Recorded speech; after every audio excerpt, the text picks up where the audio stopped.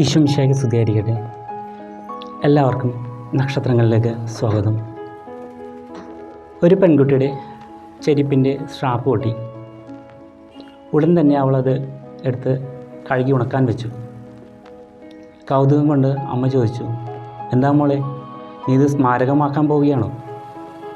അവൾ പറഞ്ഞു, ഇല്ലമ്മേ, ഞാനിത് തുന്നിച്ച് വീണ്ടും ഉപയോഗിക്കാൻ പോവുകയാണ്.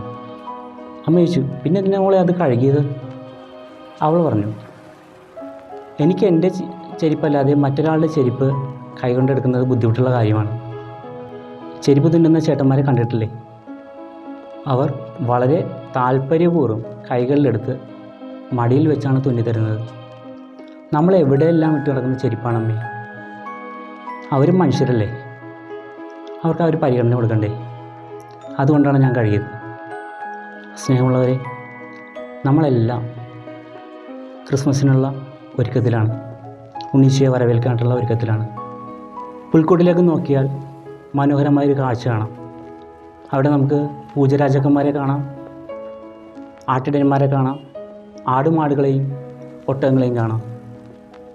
എല്ലാവരും ദൈവസമക്ഷം ആരാധനയിൽ അർപ്പിച്ചുകൊണ്ട് നിൽക്കുകയാണ്.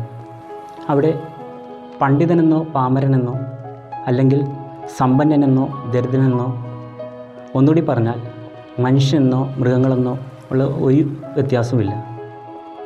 എല്ലാവരും അവിടെ സമഭാവനയിൽ നിലകൊള്ളുന്നു.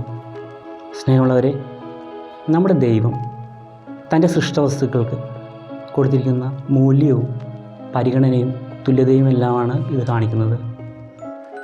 നമ്മുടെ ഉള്ളിലും ഇത്തരം സമഭാവനയുടെ കരുതലിൻ്റെ ഒക്കെ മൂല്യങ്ങൾ വളരുമ്പോൾ നമ്മുടെ ഉള്ളിലും പുൽക്കൂടുകൾ തയ്യാറാകുകയാണ്, അതിൽ ഉണ്ണി പിറക്കുകയാണ്. എല്ലാവരെയും ദൈവം അനുഗ്രഹിക്കട്ടെ. എല്ലാവർക്കും സ്നേഹത്തിൻ്റെയും സന്തോഷത്തിൻ്റെയും സമാധാനത്തിൻ്റെയും ക്രിസ്മസ് ആശംസകൾ.